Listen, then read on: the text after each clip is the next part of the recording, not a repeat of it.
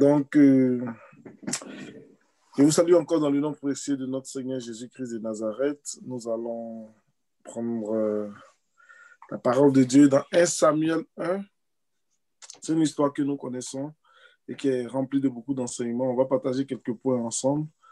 Il y avait un homme de Ramathaïm, Sophim, de la montagne d'Éphraïm, nommé Elkana, fils de Jéroham, fils d'Éliu, fils de Tohu, fils de Souf, Éphrasien. Il avait deux femmes, dont l'une s'appelait Anne et l'autre Pénina. Pénina avait des enfants, mais Anne n'en avait point. Chaque année, cet homme montait de sa ville à Silo pour se prosterner devant l'Éternel des armées et pour lui offrir des sacrifices. Là se trouvaient les deux fils d'Élie, Ophni et Phiné, sacrificateurs de l'Éternel. Le jour où Elkana offrait son sacrifice, il donna des portions à Pénina, sa femme, et à tous les fils et à toutes les filles qu'il avait d'elle, mais il donnait à Anne une portion double, car il aimait Anne, que l'Éternel avait rendue stérile. Sa rivale lui prodiguait les mortifications pour la porter à sérité. Oui, pour la porter. Sa rivale lui prodiguait des mortifications pour la porter à sérité de ce que l'Éternel l'avait rendu stérile. Et toutes les années, il en était ainsi. Chaque fois qu'Anne montait à la maison de l'Éternel, Pénina la mortifiait de la même manière. Alors elle pleurait et ne mangeait point. Elkana, son mari, lui disait, « Anne, pourquoi pleures-tu et ne manges-tu pas? Pourquoi ton cœur est-il attristé? Est-ce que je ne vaux pas pour toi mieux que 10 fils? » Anne se leva après que l'on eut mangé et bu à Silo. Le sacrificateur Élie était assis sur un siège près de l'un des poteaux du temple de l'Éternel. Et l'amertume dans l'âme, elle pria l'Éternel et versa des pleurs. Elle fit un vœu en disant, « Éternel des armées, si tu daignes regarder l'affliction de ta servante, si tu te souviens de moi et n'oublie point ta servante, et si tu donnes à ta servante un enfant mâle, je le consacrerai à l'Éternel pour tous les jours de sa vie, et le rasoir ne passera point sur sa tête. » Comme elle restait longtemps en prière devant l'Éternel, Élie observa sa bouche. Anne parlait dans son cœur et ne faisait que remuer les lèvres. Mais on n'entendait point sa voix. Élie pensa qu'elle était ivre et lui dit, « Jusqu'à quand seras-tu dans l'ivresse? Fais passer ton vin. » Anne répondit, « Non, mon Seigneur, je suis une femme qui souffre en son cœur. Et je n'ai bu ni vin ni boisson enivrante, mais je répandais mon âme devant l'Éternel. Ne prends pas ta servante pour une femme pervertie, car c'est l'excès de ma douleur et de mon chagrin qui me fait parler jusqu'à présent. » Élie reprit la parole et dit, « Va en paix, et que le Dieu d'Israël exauce la prière que tu lui as adressée. » Elle dit, « Que ta servante trouve grâce à tes yeux. » Et cette femme s'en alla. Elle mangea, et son visage ne fut plus le même. Ils se levèrent de bon matin, et après s'être prosternés devant l'Éternel, ils s'en retournèrent et revinrent dans leur maison à Rama. Amen. Amen. Donc ici, c'est l'histoire de Anne. Nous connaissons un peu toute cette histoire-là. Dans le temps, les personnes avaient deux femmes. Ils avaient la possibilité d'avoir deux femmes. Aujourd'hui, ce n'est plus le cas. Mais donc, ce monsieur, il avait deux femmes. Une qui s'appelait Pénina et une autre qui s'appelait Anne. Et la parole de Dieu est claire dessus pour dire que Pénina avait des enfants et Anne n'en avait pas. Anne n'en avait point. Et on arrive souvent dans la vie des uns des autres de se trouver en compagnie de certaines personnes qui sont appelées quasiment des Péninas dans notre vie. Des Péninas dans notre vie. Ces personnes-là nous maltraitent, ces personnes-là nous disent des insanités, ces personnes-là nous traitent comme si on n'était pas important, ces personnes-là se moquent quasiment de nous tous les jours. Pourquoi? Parce que nous n'avons pas ce que ces personnes-là ont. Ici, Pénina avait des enfants, mais Anne n'en avait pas. Anne était stérile. Anne n'avait pas d'enfants. Donc, parce qu'elle n'avait pas d'enfants, elle était dans l'amertume. Parce qu'elle n'avait pas d'enfants, elle souffrait véritablement.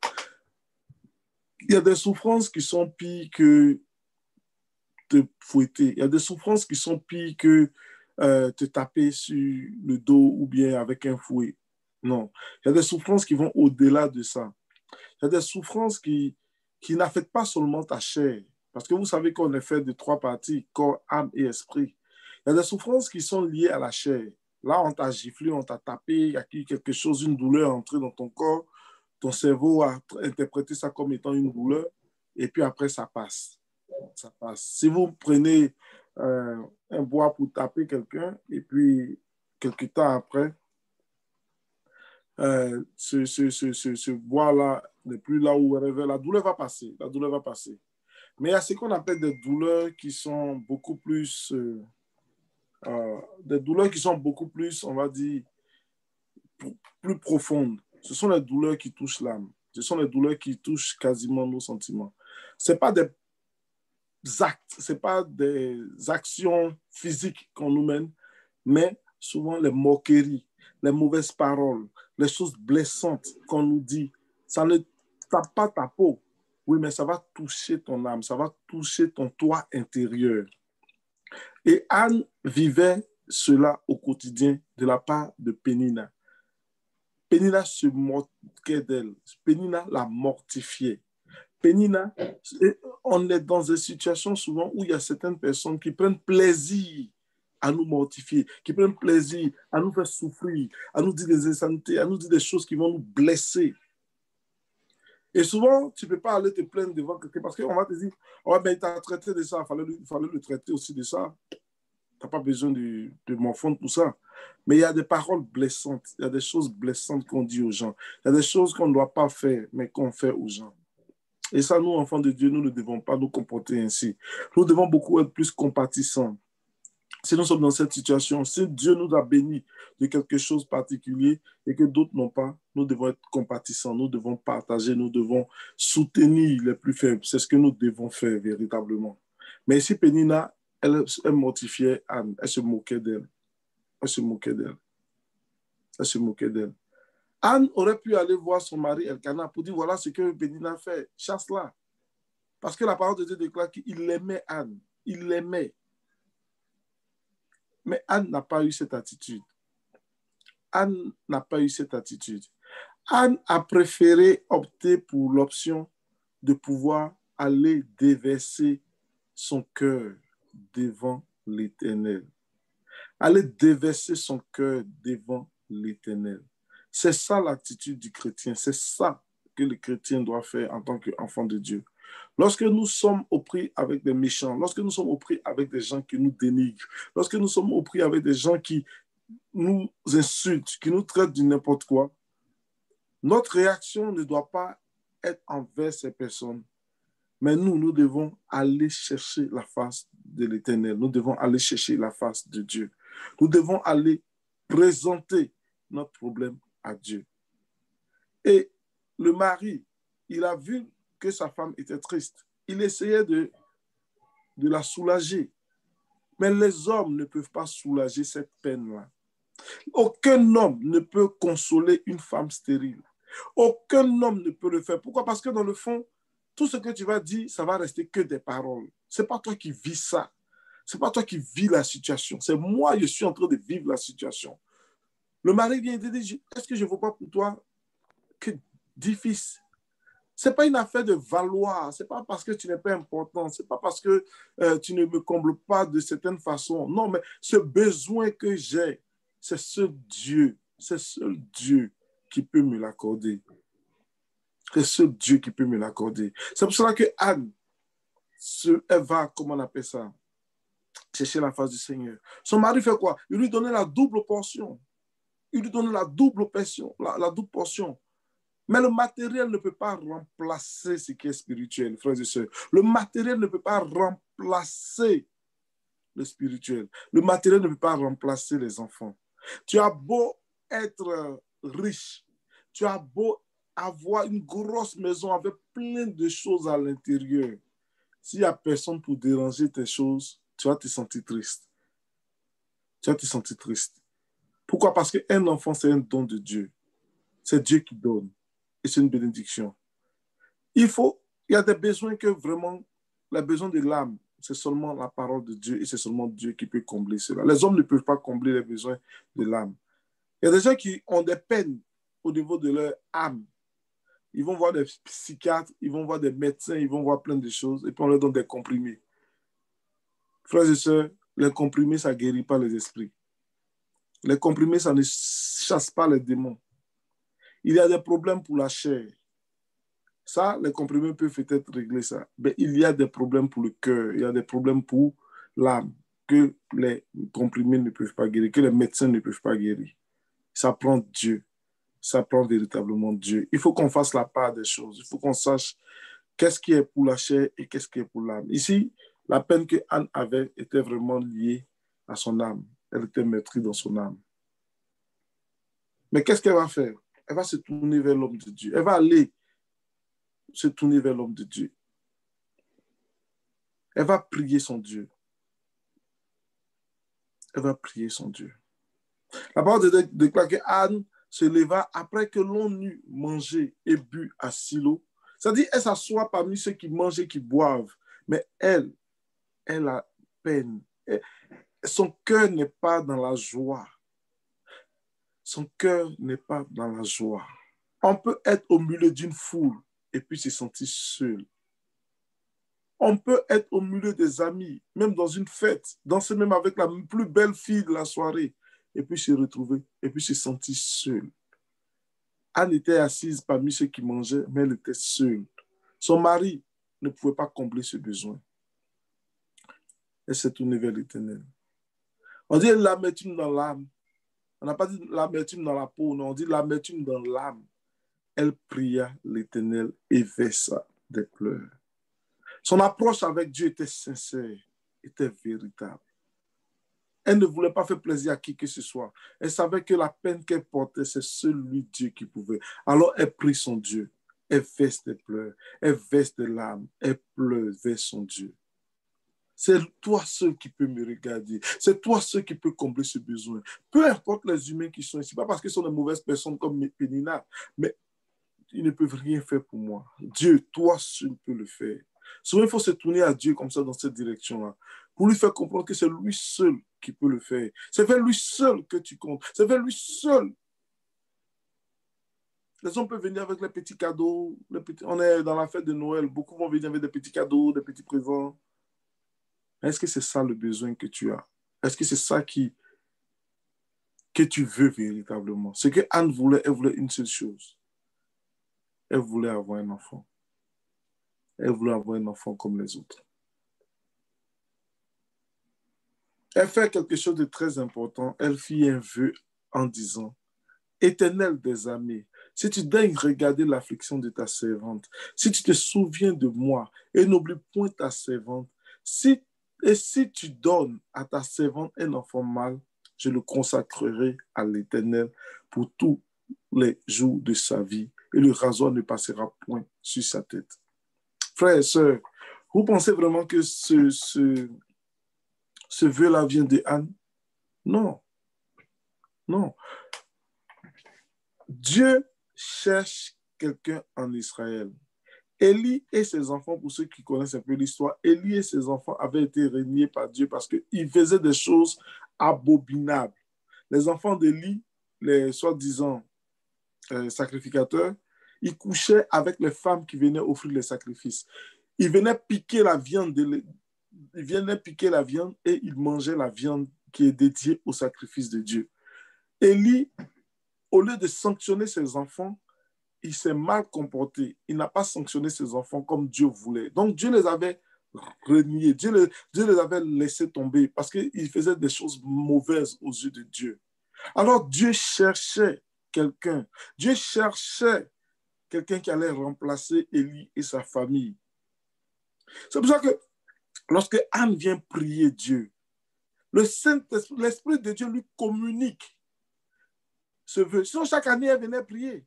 Chaque année, elle venait prier. C'est écrit au début que chaque année, il montait à la maison de l'Éternel prier. Mais pourquoi c'est cette année particulière que Anne fait ce vœu? Frère, si tu cherches vraiment la face de Dieu, il va te communiquer les mots que tu vas dire dans ta prière.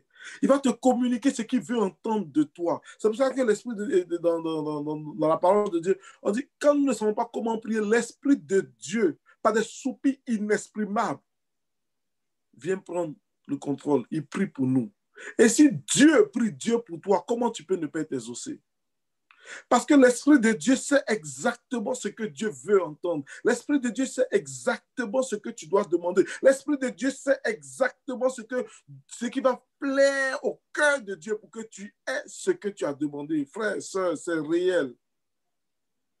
Ici, Anne fait ce vœu. Et voici ce qu'elle dit dans ce vœu. Elle dit pas, donne-moi son moyen, n'en fais plus, je te donner un sacrifice. Non. Elle dit, si tu daignes regarder l'affliction de ta servante, et si tu te souviens de moi, et n'oublie point ta servante, et si tu donnes à ta servante un enfant mâle. Elle dit pas une fille, non, un enfant mâle. D'où vient qu'elle demande un enfant mâle, précisément? Elle dit, je le consacrerai à l'Éternel pour tous les jours de sa vie, et le rasoir ne passera point sur sa tête. Oh! Frère, sœur, ça va toucher le cœur de Dieu. Voilà ce que je cherche depuis un bon bout de temps. Je cherche dans Israël. Je cherche qui va me consacrer un enfant, qui va me donner un serviteur, qui va me consacrer sa vie. C'est ce que je cherche, c'est ce qui fait bouillir mon cœur. Mais je regarde, je ne trouve personne. Et voici cette femme qui vient dire les mots justes, qui vient toucher le cœur de Dieu. Ah, Seigneur. Seigneur. Et elle restait longtemps là à parler avec Dieu. La parole de Dieu, elle n'ouvrait pas la bouche. Mais on voyait ses lèvres remuer, mais on n'entendait pas le son. Parce que la communication n'était pas physique. La communication avec Dieu était spirituelle. La communication avec Dieu était au-delà de ce que l'homme pouvait comprendre. Ce qui fait que Élie, le serviteur de Dieu, dit, il pensait qu'elle était ivre. Il pensait qu'elle était ivre.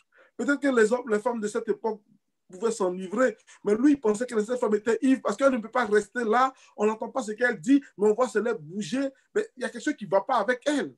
Il y a quelque chose qui ne va pas avec elle. Donc, il lui dit, mais attention, sérieux, fais passer ton vin.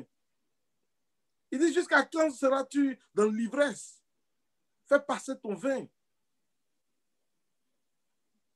On est enfant de Dieu, on est homme de Dieu, on doit agir avec discernement. On doit pouvoir lire les signes, même quand les gens ne parlent pas. Parce que cette femme souffrait en elle-même. Et l'homme de Dieu ne l'a pas repéré.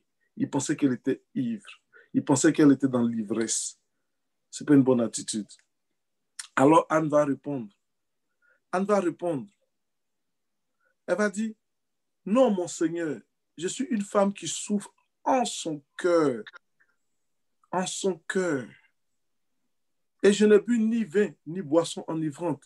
Mais je répandais mon âme devant l'Éternel. Je répandais mon âme devant l'Éternel. Je parlais à Dieu dans une intimité profonde.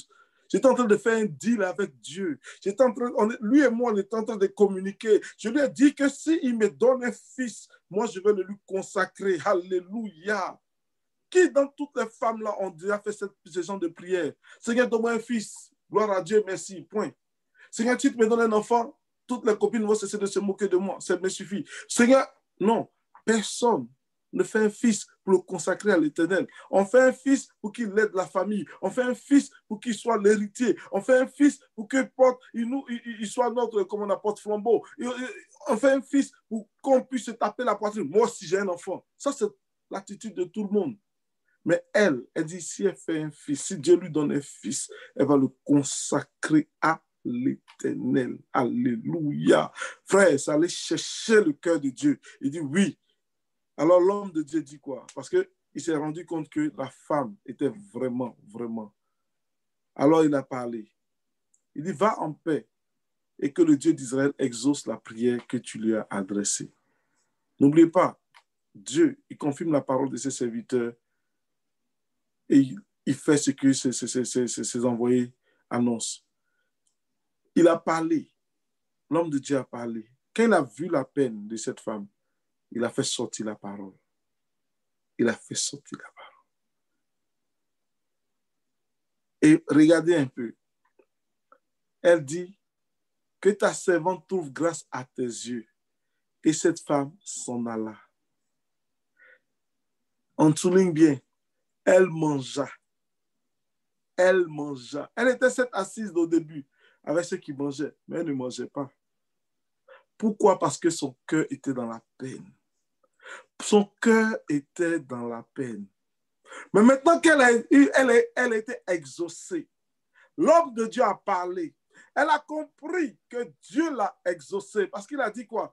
Que le Dieu d'Israël exauce la prière que tu lui as adressée. Alors, elle a été exaucée. Elle n'a pas été exaucée quand elle va voir l'enfant naître. Non. À ce moment précis-là, Anne a été exaucée.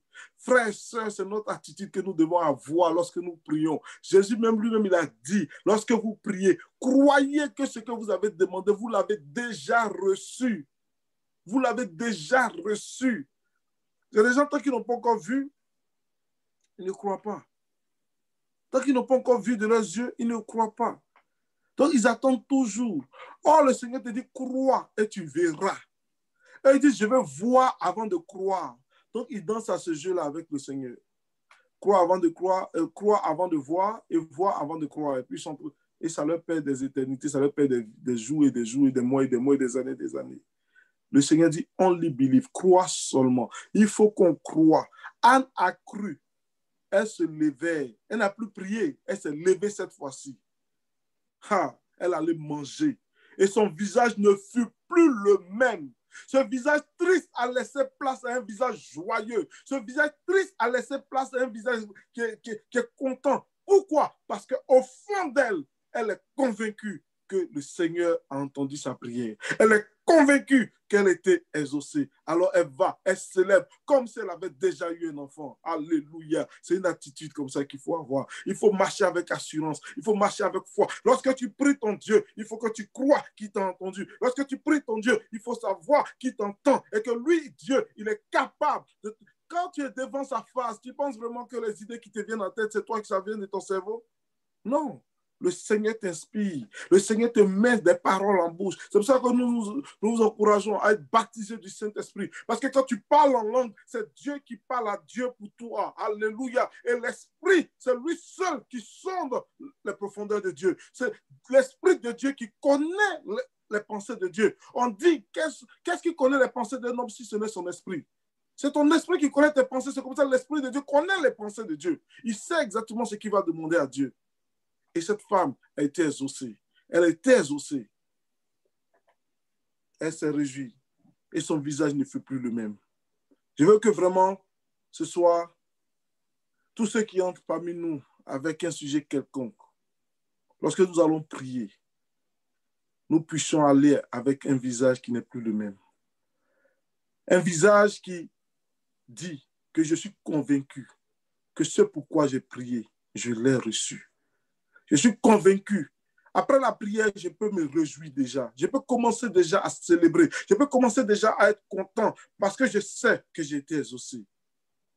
Alléluia. Alléluia. Le Seigneur est fidèle. Le Seigneur est fidèle. Pour ceux qui ne connaissent pas la fin de l'histoire, Elkana connu Anne, sa femme, et l'Éternel se souvint d'elle. Dans le cours de l'année, Anne devint enceinte et elle enfanta un fils qu'elle nomma Samuel. Car, dit-elle, je l'ai demandé à l'Éternel. Alléluia. Je l'ai demandé à l'Éternel. Je l'ai demandé à l'Éternel. Et après, Anne a tenu sa promesse. Elle allait consacrer Samuel. Mais on ne va pas aller beaucoup plus loin. Mais c'était juste pour vous dire que nous sommes dans des temps de prière actuellement et que nous devons avoir cette attitude. Pour résumer, il peut y avoir des péninas.